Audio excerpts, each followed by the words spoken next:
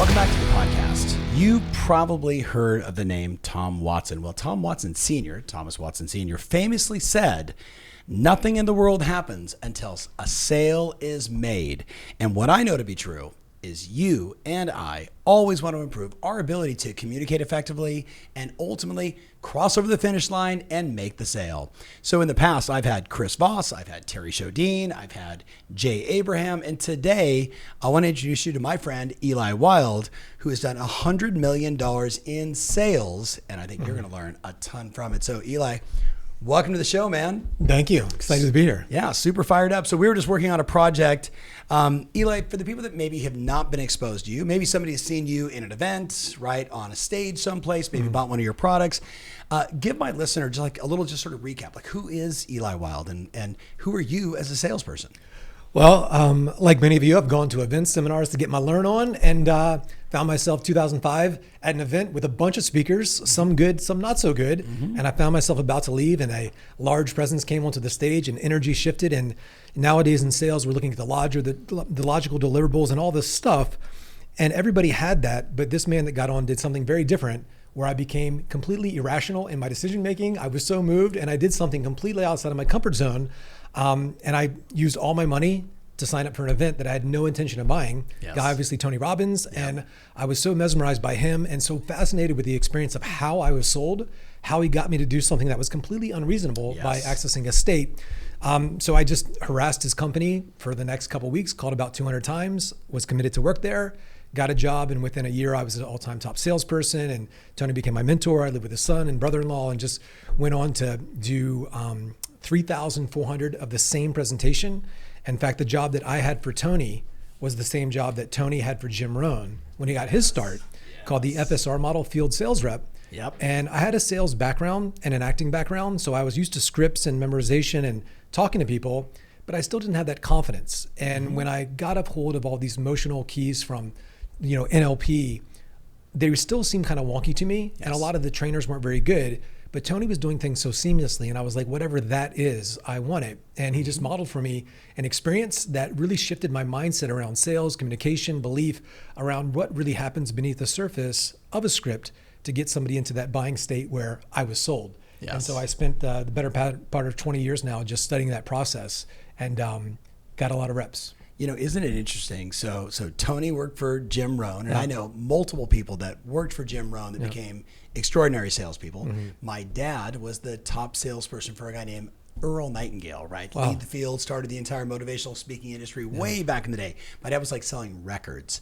And then I went out and sold for my pops. You sold for Tony. And now here we are on a podcast talking sales and influence. So 3,400 presentations. Right. And you and I used to compete against each other. Yeah, I used to sell each other. Kind of hysterical, right? I would go to real estate companies just like you. Yep. And I would sell people into Tony's events. Yep. And they're like, oh, we just had this Tom Ferry guy here. I'm like, oh man, this guy's the worst. Come to my thing. So all my friends know out there watching, like, sales is sales. And whether you're selling real estate or you're selling insurance, or you're selling title, you're selling mortgage, you're selling widgets, you're selling water, right?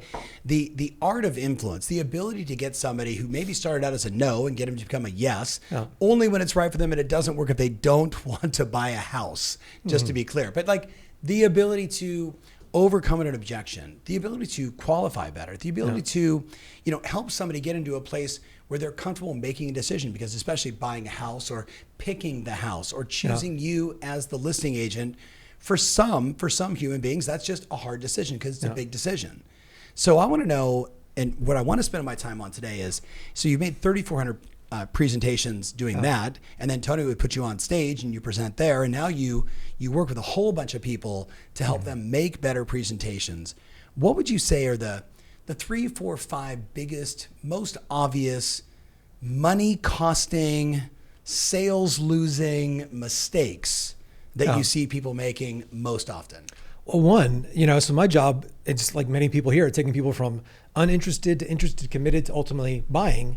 So there's a sequence of events, first of all, but even like you were saying, like not in selling a house doesn't work with a house, but like, how could we even get that person? So say you say, hey, do you want to sell your home? Or hey, are you interested in moving? Somebody's like, no, I love where I live. So, okay, what do you love about it? Well, it's great, great, great.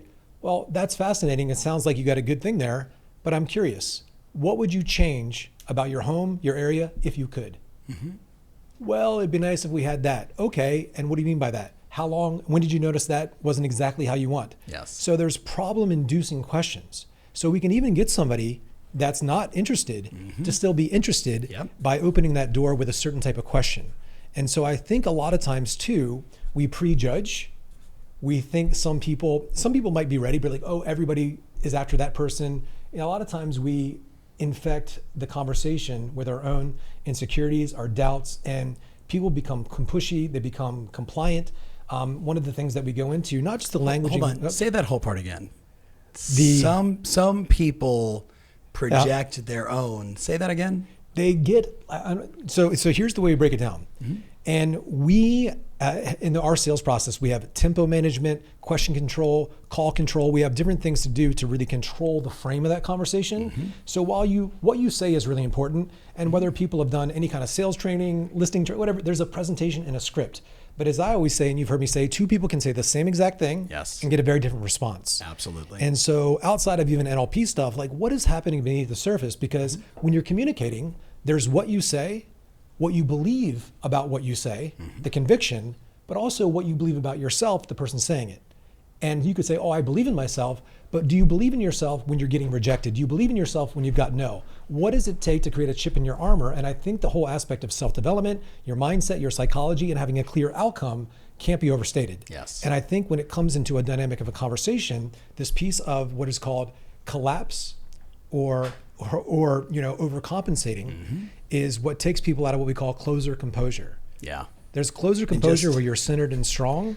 And so more than what you say. Hold on. Yeah. So let's talk about this because if you're watching on YouTube, right? You want to stay in the middle in a state of composure. And when you think about composure, you can think of an example of someone that is composed versus someone that is, give it to me again.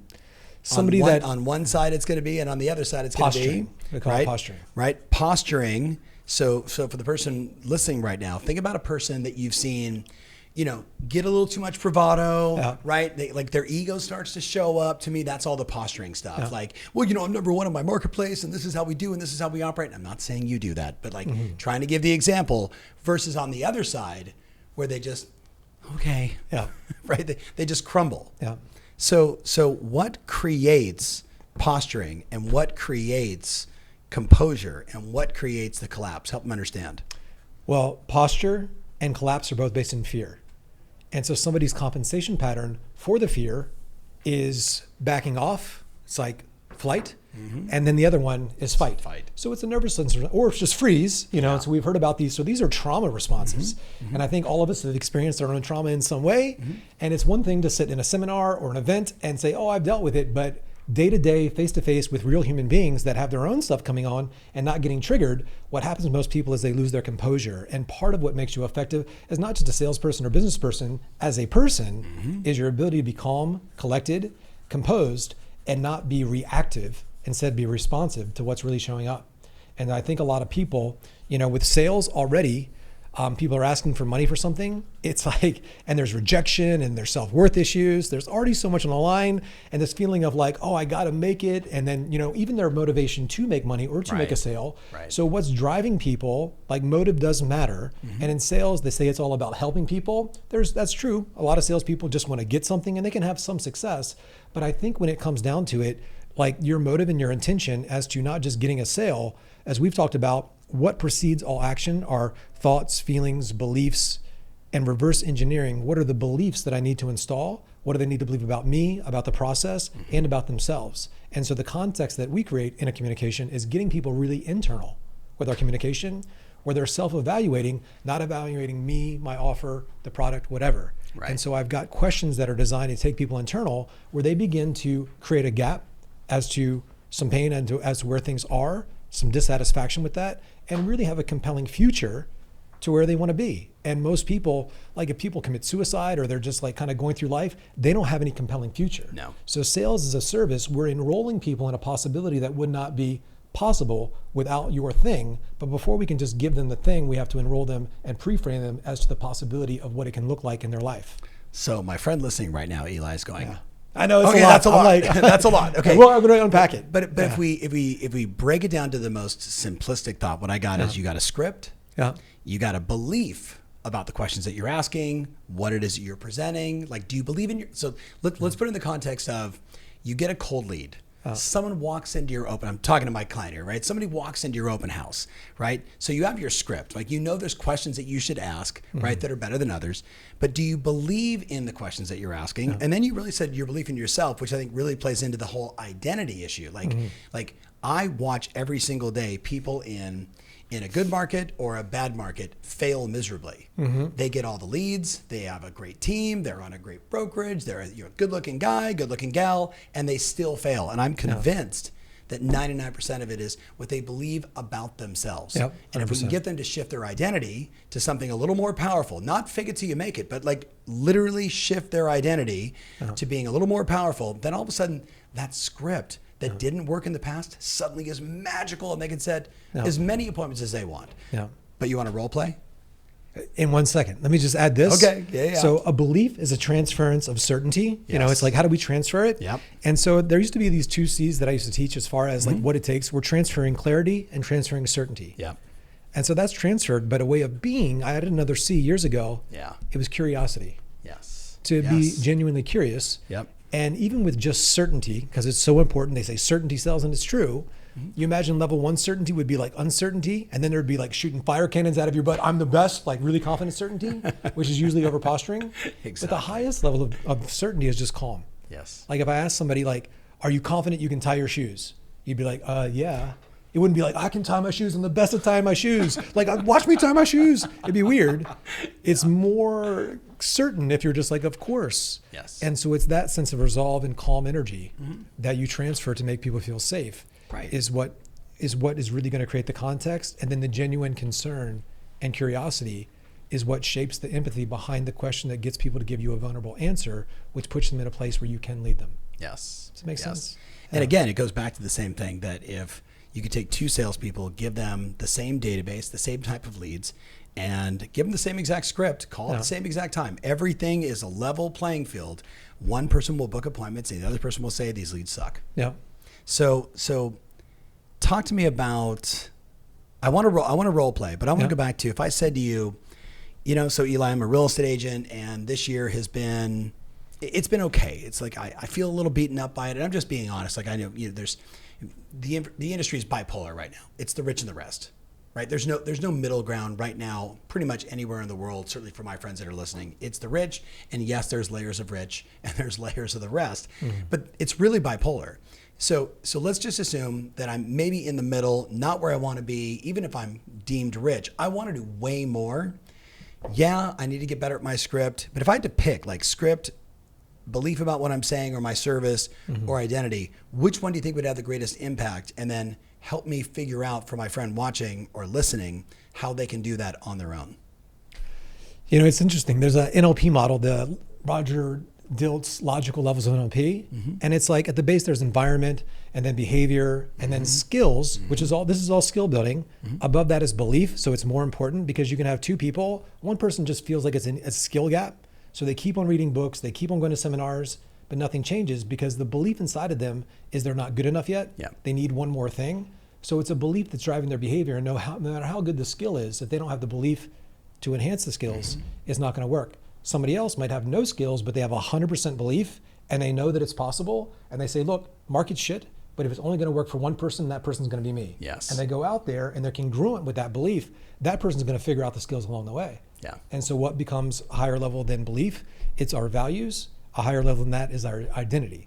A higher level than our identity, how does a man or a woman become a Superman or a Superwoman? Like Martin Luther King, great guy, challenging environment.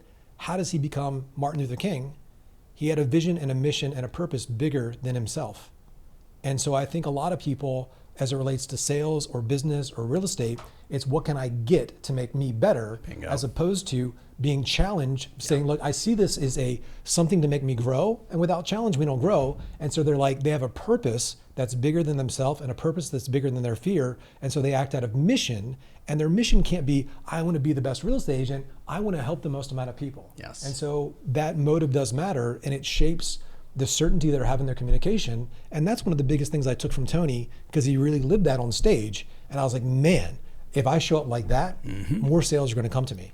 So can the guy or gal watching right now or listening, can they model the right identity, and how fast would it take for them to shift? And I think about like my buddy Todd Herman, who I probably have a book around or someplace. Oh yeah, great guy. Right? Yeah, wrote the book. Yeah, Alter Ego, right? Yeah. So had Todd on my show. He became a great friend. And if you remember his concept, he's like, look, if you can use the 4 things, like the way you dress, maybe a pair of glasses, right? Like he used to put the Walter Payton, football card in his pads when he was playing football as like this symbolic, like I am Walter Payton. So he had these 4 things that you could do that can basically shift your identity. But he said it will be temporary unless it becomes a routine. Yeah. You with me? Temporary unless it becomes a habit. So you've got to do it over and over and over and over. So you rewire your system until all of a sudden, you're there. He talks about like Cary Grant, before he was Cary Grant, I started dressing a certain way, going to certain hotels, drinking certain cocktails, and then he becomes this character, Cary Grant. Yeah. How does my client shift a little bit here? Give them 1 or 2 things that they can do to start shifting their identity. Because they know what to say and they know what to do. There's the basic stuff, morning, evening, visualization, affirmations, writing down your goals 3 times. That's great. But I think, a lot of it, and our buddy Chase talks about this too, it's rewiring what we have addictions to, our dopamine. What is our access? What do we link dopamine to? Yeah. And for me personally, my real name is Eli Will Hyde. And so in high school, like I played football, Eli Will Hyde. Yes. And I worked for Tony Robbins. I felt like I was hiding behind Tony Robbins. Yeah. And I read a book by Oscar Wilde called Picture of Dorian Gray, really sat with me. And I used to read all these books by Stuart Wilde. And there's just this theme, just these brilliant books on like money and all these things. And this whole concept, I dropped 2 letters out of my name. I didn't change it legally, but Eli Wilde. And our brand is this whole concept about being wildly, authentically, empowering in the expression of yourself. Yes. And so Wilde influenced our brand, that it reminds me all the time, and I'm tied into the mission of how I want to be wildly, authentically influential in this way that actually empowers. That's what our brand's all about. So I have a consistent reminder called the name on my shirt, the name on my Facebook. Yes. So I'm like always getting associated to that. And that comes back to somebody wanting to change their identity. Going back up those, Roger Dilts. So that means we got to change our environment, everything. Change your environment. Yeah. Then you need to pick a model as an example, right? Like could be a role model, could be, I tell people all the time, like, imagine if you thought about your favorite musician, and I always use like Lady Gaga as an example. Like David Bowie for me was like my musical muse. So I'd say somebody like I'd say, Lady Gaga. And then I would say to my client, like, hey, do you think Lady Gaga is responsible for carrying the cord bag in and setting up the microphone and organizing everything? No, Lady Gaga just shows up and she's just Lady Gaga, right? Like Beyonce is just Beyonce. She's not back there going, a 1, 2, 3, 4, like, hey, everybody, here's your steps. Like she is just being herself all the time on stage, presenting like a rock star. And we both know with her, she was afraid to go do that until she created Sasha Fierce. Yeah. So I'm asking for the person here. Obviously, they can change their environment. Obviously, they can create a model. Is there one more thing you found? They could wear the shirt over and over again, right? Maybe it's a shirt you wear under your shirt. How many heroes of sports have we heard that they still wear, like the University of North Carolina, shorts under their other shorts? Is there something beyond that they can do that they can start working on today?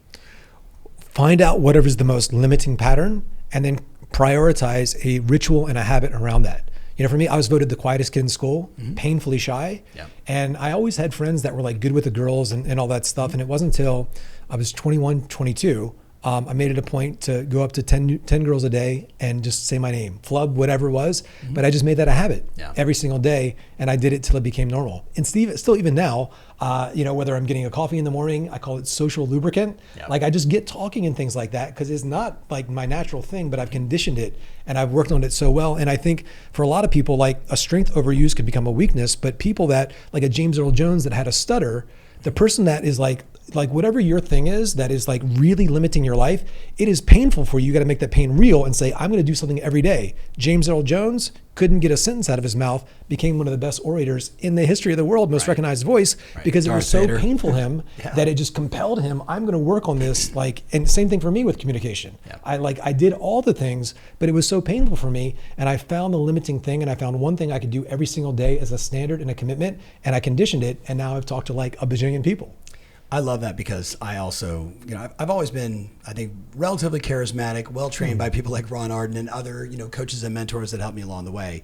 But same thing, like when I was a kid, especially like moving from kind of one high school to the next, I did start to build this sort of like a little more quiet, a little more reserved, wear dark glasses, put on a dark coat, kind of hide, if you will, like through high school. But I realized if I was going to be in sales, that was a really bad strategy. So I literally would attack a weakness, and that weakness very similar to yours. I wonder if the person listening could acknowledge that if they have this fear, this anxiety, was it James Campbell, I believe, who said, "The cave you fear to enter the most has the treasure that you seek." I've been thinking about that a lot as I think about, me trying to create the next level of me, right? Sitting here at 54, thinking about the next decade of my life. What are the fears that I have? What are the things I'm afraid of? What are the things that I know if I just overcome them? So I think the person listening right now, you're probably thinking about, and I'd love to see it in the comments if you're willing to share it. What is the fear that you're holding on to? It could be something as simple as making phone calls. It could be calling your own past clients or sphere. It could be asking for more bananas the next time you go on a listing presentation versus less bananas, thinking fees and all that stuff. There's always something. And to your point, I think when we attack that, it does shift your identity, not just no longer afraid, but what I found is that when I do something like that, it just adds like this incredible next layer of confidence for me. That all of a sudden I start to realize, if I can beat that, what else can I beat? I can beat this and this and this and this. And then you start stacking those up over a decade, and you have more composure. That's it. Yeah. You have positive, powerful references of your past. It's like proof that you are that person. Yes. It's like they say confidence is knowing what you know you need to do. And it's like undeniable proof that you are the person that you say you are. Because a lot of people do this identity stuff. I am, and they're all pumped up, but they don't have references of things they've done to reinforce the identity. Right. And so that's why as soon as you go, you read the book, you take the self-development course, like right there, I think you have a window where you've really got to take some action. Otherwise you default. And then in that place of getting some positive reinforcement for you stepping out of your comfort zone, and then you become positively addicted to it. And I think that's the trend. That gets missed for a lot of people. They read the book, they do the thing, but they're not immediately in the game long enough to see the reward. And that could take a little while, but you're outcome focused, not process focused. It's a little bit of both. I agree. So I was thinking we should link up the interview I did with David Goggins, where I was like, so David, how does somebody get over the fear of making phone calls? Now, I can do a David Goggins impression, but I'm not going to say all the words that he said. But he was like, well, listen, beep, beep, beep, beep, beep, beep, beep, beep. What you should do is make 300 calls a day, every single day, until you finally say to yourself, this is actually kind of easy. And then 20 calls a day looks really simple. Right? And he was basically saying the same thing. Like you got to enter that cave where you have that fear, because inside that fear, that is the treasure that you seek. Okay, I don't know if we've answered the first question yet. You did 3,400 presentations. What would you say for the person listening? What were the 2-3 biggest, like, man, I'm never doing that again during your presentation? Biggest mistake? Yeah, I remember, so we had the same guy trained all the speakers, and I was a really nice guy, I got good rapport, and my sales were good, but I didn't really lean in. I didn't sell hard enough. And he was like, you have so much rapport with people, you can push a little harder. And so I'd push a little harder, but whatever. And he said this to me, he says, you don't know how far you can go until you've gone too far. So what do you mean? He says, you don't know how far you can go until you've been kicked out of a real estate office for pitching people. A month later, I'm in New York City and I got kicked out. So I would say, don't do that. Don't push too hard, because I knew, but I was just like, I'm going to be certain. It was all about me getting a result instead of connecting with the people. Exactly. And so I didn't have what we call aligned outcomes. And getting on the same side of the table, there's things that you can do with language that can create that bond, really, really key. Okay, but let's just stop right there. Aligned outcomes. When you're on a presentation and it's about you, when you're making phone calls and it's about you, when you're doing all that stuff and it's about you, it's not about the client. Right? This is what we always talk about, like in my world. Like, it's not a sales call, it's a service call. I'm calling my past clients to let them know what's going on. I'm calling my leads because I promised that I would, right? So it's a shift in the way you think about it, right? Versus like, oh my God, I'm desperate and I need a deal. Let me call this person. And then they come across like with what I call commission breath. And that's bad. So aligned interest for sure. What would you say is the number 2 biggest mistake, reflecting back on all your presentations, things to absolutely avoid? I think like setting an outcome for the call, like getting an aligned outcome, like how you frame the call. Even, say in a sales call, a lot of times they're asking you questions or in this dynamic, but whoever's asking the questions is having control of the conversation. So it might even be something as simple like, hey, John, here's how the call is going to go. I'm going to ask you some questions to see if or how I can help you. Not saying I can. I'm going to tell you the process to this. You can ask me any questions you like. And at the end of the call, just let me know if this all makes sense. Yeah. So I set a frame around how the conversation is going to go. I establish myself as the question asker, and I'm taking control. Yes. Also, I think in a sales context, or sometimes too, even in a seminar, there'll be people there that will control the conversation. And so knowing how to interrupt and deflect, building on this whole composure thing, because I talked about over posturing. Yes. Well, sometimes you might want to do that, but it happens really fast.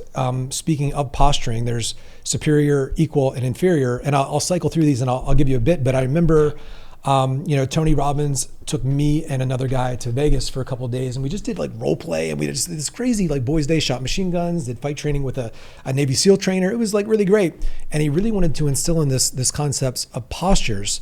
And one of the mistakes all salespeople, speakers make, regardless of what they're saying, it's staying in the same posture too long. So one posture is talking down to people. Listen, here's how it's going to go. Another posture is inferior, like, hey, I'm so honored to be able to talk to you. I can't believe this is here. Like, whatever you want. Thank you so much for inviting me over to your home. I'm just so excited to be here.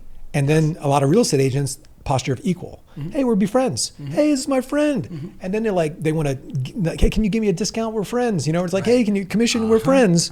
And so you need to be able to cycle through all three. So I teach the same thing, but I call it subordinate. Like, you're acting lesser than the person you're trying to influence. Could be on a listing appointment as a perfect example, versus the peer. We use the same thing. And then I say, or you're the authority.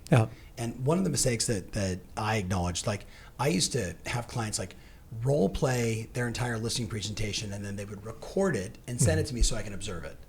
And as you're watching this, what I would notice is they were spending too much time as the peer, friend to friend, right? And then when it was time to close, they would go authority over the top. And it was a break in rapport. So to the point that you got to kind of balance between the three, or worse, for my friend watching, here's the single thing that I see on appointments that it was just an easy little fix. And I tell people, so you're on the presentation and you say to the people, all right, so here's what your home's going to sell for, Eli. It looks like properties like yours in Miami are trading around $900 a square foot, like just some number like that.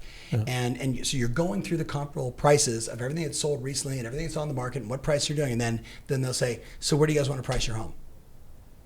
And I literally say this to audiences. I just did this yesterday at an event, and I said, how many of you have done this before? Like every hand goes up. They're honest, right? They have enough rapport. And then I say, well, that would be like if knock on wood, someone I loved got injured, and suddenly we're inside the emergency room, and the doctor's like, Mr. Wilde, we've done all the x-rays. What would you like to do? No, I'm looking for the person to tell me what I need to do. They are the authority. How do we balance that authority versus peer and not go over the top? There's a few things we can do. So one, I don't stay in one for very long. Listen, Tom. So right there, that's a pattern, we call it attention generator. So I'm grabbing your focus from the fate model. Listen. The great thing about you is, and what I respect so much, I'm so humbled to even know you. Peer. No, I went inferior. Listen. Listen, Tom. Yeah. What's great about you and what I respect, I can't even believe I'm here talking to you. But I think you're a lot like me. We want to learn, we want to grow, but in order to do that, something needs to change, doesn't it? So I went superior, inferior, equal, superior. So my tone, my presence, and I'm moving people into that place. But also, you could do that strategy, like you said, is not good, where people say, so where do you want to go? I might pre-frame their response. Well, I can walk you through the process, A to Z, let you know what it all looks like, but where do you want to go from here? And now they're going to say, well, tell me about the process. But I seeded that. Or I'll hop on a sales call with somebody and they're like, hey, I don't know, just tell me what you got. I'm just looking for information. Not a problem. Just curious, what has you out here on the internet looking for answers? What's going on in your life that has you looking for information? So I write back. Oh, I don't know. I'm just, kind of stuck. Well, typically when people hop on these calls, they're looking for this, or this. Which sounds most like your situation? They say, oh, I guess A. Okay, what makes you say that? And now I'm getting a response out of them. So sometimes too, we might need to pre-frame or preload a question and it gets in the prefrontal cortex, and they're just going to say whatever thing. But then I make them own it. What makes you say that? Why did you say that? How did you mean by that? What does that mean to you specifically? Where does that show up? So we can probe into any of those responses. In a large sense, we can control their response. So someone might be listening. Phil Jones. I had Phil Jones on my podcast a couple times, right? Brilliant guy. Shout out to Phil.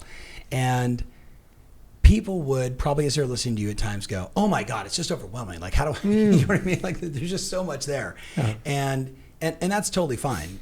One of the things I respect about you, and you and I've had this conversation, like when I first learned how to sell, it was listening to Brian Tracy's Psychology of Selling, I would just listen to Brian, and I would say I must pre-qualify every single person, and then I must present my solution, and it was fantastic as a fledgling 19-year-old salesperson. You know, it got me a certain result. Then I hired my first coach, Robert Stover. Shout out to Robert, and he started to teach me neurolinguistic programming based upon sort of the Bandler method with a little bit of Kenrick Cleveland, and all of a sudden I fell in love with that 7% of our communication, which is your language. Right? What you say matters. So the way I did it is I had to write, as I told you, 50 sentences a day, and then meet him on a Saturday and submit all of my work. And he would review the work and he'd say, "Okay, I like this one, you should like this one." But what I found was after 27-ish weeks, after learning 27 different sales methods, tactics, processes, and each one compounding over and over again, everything changed for me. Like every time I was talking to someone, it doesn't matter if it's a friend, talking to Brandon over here, like video, "Hey, what do you think about this?" I was starting to use the patterns naturally. Someone might be listening thinking there's a shortcut. Is there a shortcut? Is there a shortcut to learning all the, you mentioned the FATE method, all the different methods or strategies for influence? The thing that you need to change anything is time, energy, and attention. Yes. And if your attention and the time and if it's scattered, and nowadays with like ChatGPT and like AI, there's so much brilliant information, I know. But the integration of the communication is it's dissipated. And so, I mean, there's a big difference between studying and training. Studying, you can read 20 books from 20 different authors, and you actually produce an internal state of uncertainty because when it comes time to perform, you don't know which to do. Training means you do one thing over and over again, over and over again, over and over again. Then it's stimulus response, unconscious competence, boom, boom, boom. And then it's just like wax on, wax off, paint the fence. It just over and over again, over and over again. And then you unconsciously are able to use that in the fight of communication. You know, that's it. But yes, you got to it's just one thing. It's so funny because, how do you become a black belt? You do the same punch, 10,000 times, right? And every person, my friend listening right now, have you ever been asked to role play? Have you ever, I want to see it in the comments. Have you ever been asked or told you should practice your presentation? Just give me just a yes or no in the comments, wherever you're watching. And what I know is everyone will say yes. And then I'm like, well, and the vast majority of people don't. So then I challenge them and say, so let me get this straight. Your average commission is 10,000, 15, 20, 80, 100, whatever, big numbers, right? Selling houses. You have these large average commissions and you don't practice the one thing that causes you to get that success. So when you get a prospect, whether you like it or not, I know it's not you, but someone wings it every single time. It's crazy. I was writing 50 sentences a day. I would be honest. I don't know, like with my two sons that are now, in sales and learning the business, I don't know if I would ask them to do that, but I think 10 or 15 sentences a day, where even if it's just, I repeatedly get this objection. I repeatedly get, "Hey, what's your fee?" Or, "Hey, another agent said they'd do it for less." Or, "Hey, I would like a discount because we're friends." And I would literally write down 10 or 15 ways that I can handle that over and over and over. Because if you only did that, and you went from 1.5 bananas to 2.5 bananas, the incremental value of that over the course of your career could be hundreds, if not millions of dollars. It's millions. I've talked to people that have been in sales for 20 years and they can't handle an objection. I'm like, there's only 5 objections. Like, think about it, a time and money. There's only 5 of them. And you 20 years, I was just like, it's like, there's so much money. I mean, it's like, do you feel like if you trained on this, would it be worth, and would you get all of them? No, but majority you can get if you just had even the most basic framework. I got to think about it. Not a problem. So watch how easy this hack is. If you go to Revy, our site, so we built this AI tool, and this is not a shout out for that, because you can go to Revy, you can go to ChatGPT, you can go to Grok, you can go to any one of the large language models, and you could say voice mode. Hey, act like a home seller who wants to get the most money for their home and they need to get it, and they also want to pay a lesser fee. And I'm going to be the real estate agent and you be that home seller. Let's role play. Now it's so easy. And you can role play with AI all day long. Now inside my app, one of the things we did for our clients was after the role play, it rates you 0 to 100. And the typical role, because we have like thousands of these happening every day. So you get it probably 82, 83 is the average. But then behind it, we have put in all of the influence models into our AI. So it says, Eli, that was outstanding. You got an 82, but if you would have done this and this and this when they said this, if you would have done this, if you would have done this, if you would have done this when they said that, and then people are like, oh, so you should be role playing, because you can do that not with another human, which can sometimes be embarrassing. Yeah. I get that. I love it. I role play all the time, but I get it. So if it's embarrassing for you, don't sweat it. Do it by yourself. Do it with AI. Yeah. But do it. That's the key. But do it. Okay, let's switch gears. If I said to you, the biggest mistakes, you said push too much, which is basically you're saying unaligned in terms of outcomes. Oh.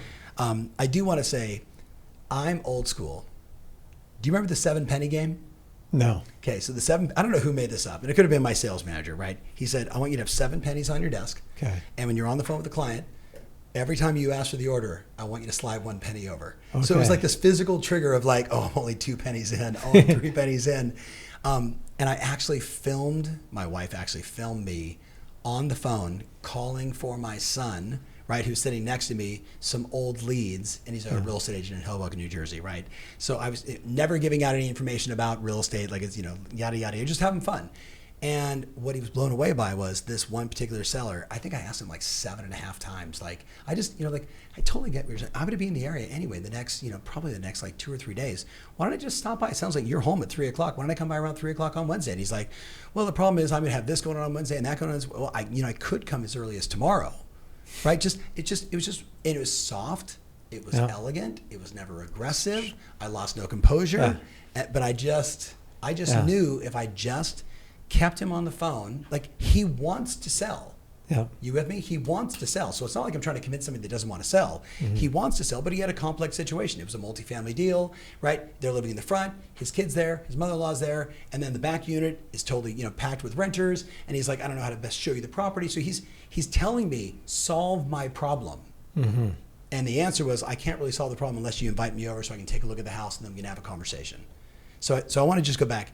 You got to ask more. That's really the insight. So if we switched it and I said to you, okay, if some of the mistakes are there, if you had to say 2 or 3 techniques that you would encourage people to take on while they're listening to this podcast, what are 2, maybe just 2 things that they could try, they could add into their repertoire? With us, it sounds so airy-fairy, but it's like having some kind of pre-call. That's my last name, so I appreciate that. Yeah, there you go.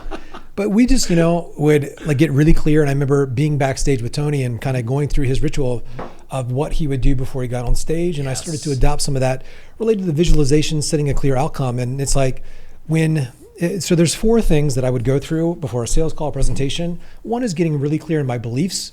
It's not about me, knowing inside of my heart of heart, inside of my soul, knowing that I've got value, getting really clear in what I believe about the people, what I believe about what I'm going to say, and knowing that it's going to make an impact that day.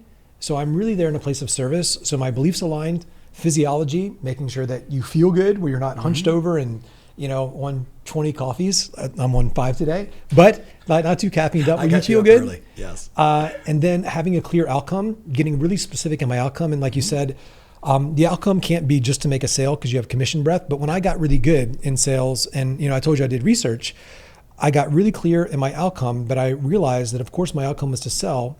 If I only had an outcome to sell, I wouldn't be able to sell because people could feel that. So I got clear in what precedes all action are thoughts, feelings, and beliefs. And so I got clear and I researched from a lot of people that bought from me and didn't.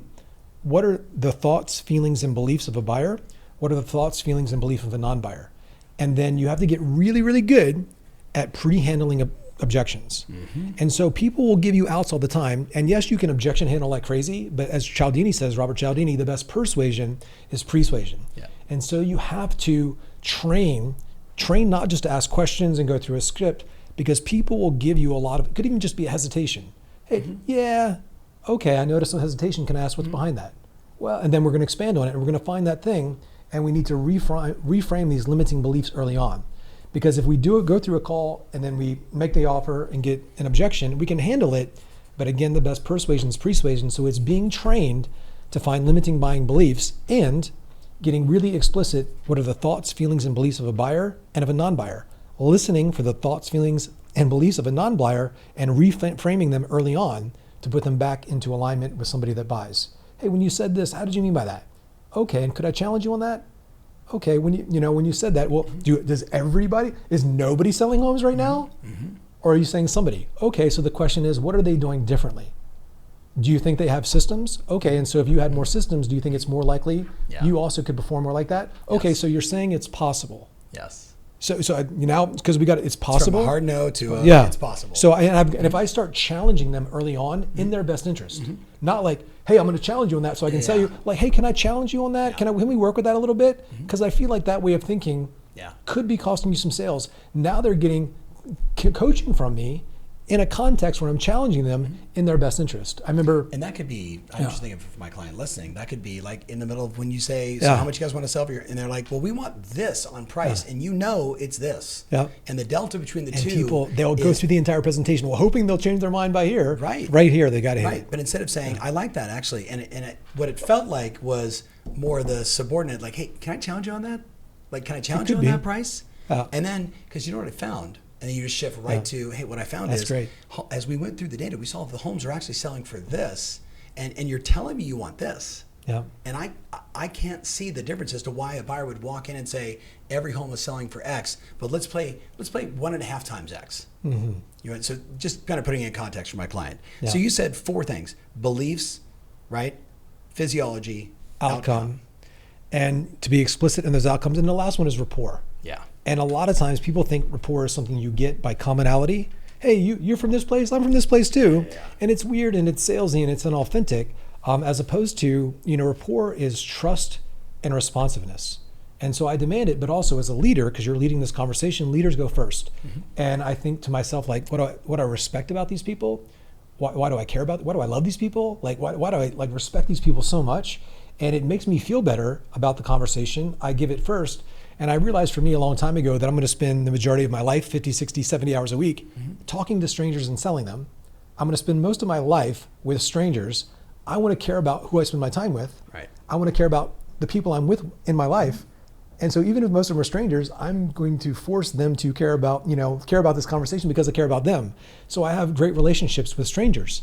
And so but it's an internal state I produce. And then when people meet me, they meet you, they're like, oh, I feel like I like this guy. Yep. It's because I genuinely like them. Yes. And it's like, you could use this as a technique, like I'm going to get people to like me or whatever, but it just like make people like feel like you care about them. If you don't, it's easier just to actually care about people, like getting yourself, what questions got to ask myself so that I actually are care. Yeah. So it just be hard to fake that. And some people do, I think, but it's easier just to genuinely care about people. It's so funny because you talk about like pre-event routine. Like I'm always backstage before I go on my own event, get hired. And I'm like, okay, who am I talking to today? What's important to them? Yeah. Where are they at today? And I do the spectrum of like someone might really need my help today, and someone might be over here as like the know-it-all, like the other end of the spectrum. But either way, my commitment is I'm going to contribute it. Like I'm like psyching myself up for them. Yeah. I don't need to get fired up. I'm like, okay, I'm in Fresno, California. The average sales price is X. This is what's going on inside this marketplace. Like this is what they're up against. Like, and I just try and put myself in their corner. Yeah. So by the time I walk on stage, and I think for the person listening, think about the number of times you've gone on a listing appointment where it was a divorced couple. That's not a happy sale. Mm-hmm. You with me? And so the person watching is like, oh my God, right? Or the person that's behind on their payments and they're struggling. Or the person that, my goodness, like the military, it's a PCS. Like in the military world, this is what happens. Like your spouse walks in and says, I just got a notice, I'm going to Germany, I'll see you in 30 days. And you're on the other end of that. You got to pack up the kids, move everything, get it all organized, right? Like it's a challenge. If you just think about, they called you. This is what I tell people: buying a house is fun. Mm-hmm. Looking on portals, look at this one. Oh, this is awesome. Oh, let's go look at it, right? Like the shopping side is fun. Selling a home and moving sucks. Yeah. I don't care what anybody says. I moved like 5 times trying to build a house in Corona del Mar. Moving sucks. But if you put yourself in their shoes and you say, okay, they're about to leave 25 years of memory. Mm-hmm. You know what I mean? Of memories. They're about to leave the place where they raise their kids. They're about to leave the place where, grandma, whatever. Like if you put yourself in that state, I think it just creates a very natural connection when you walk in the room, when you're with that person versus, hey, it's sales time. Is that what you're saying? Yeah, 100%. So those four things. All right. So we've been jamming here for a little bit. I'm just thinking out loud. Like we talked about scripts, belief, identity. We talked about the four things, outcomes. Well, you said belief, physiology, outcome, and rapport. Always having aligned interest. Push a little bit more. Yeah. Right? You said it as a mistake, but there's definitely don't just push once. Yeah, but I frame, just like we role played a little bit, we're breaking down the presentation. Yeah. I frame things in their best interest. Yes. And so I remember 2008, the economy, real estate, got messed up. Yeah. And there was they researched all these different types of salespeople, the relationship builder, the this one, that one. But there was a book called The Challenger Sale because they found that everybody's sales went down except for one type. And that was the challenger. So the context of the conversation became valuable because they weren't just trying to order or take and they weren't trying to get something. They were challenging somebody's thinking. And so the response that most salespeople want is excited agreement. Oh yeah, that makes sense. But my thought process, the target of my communication wasn't excited agreement. It was, wow, I never thought of it that way. Bingo. And so the conversation in and of itself became valuable. Could I challenge you on that? Or could think of it this way.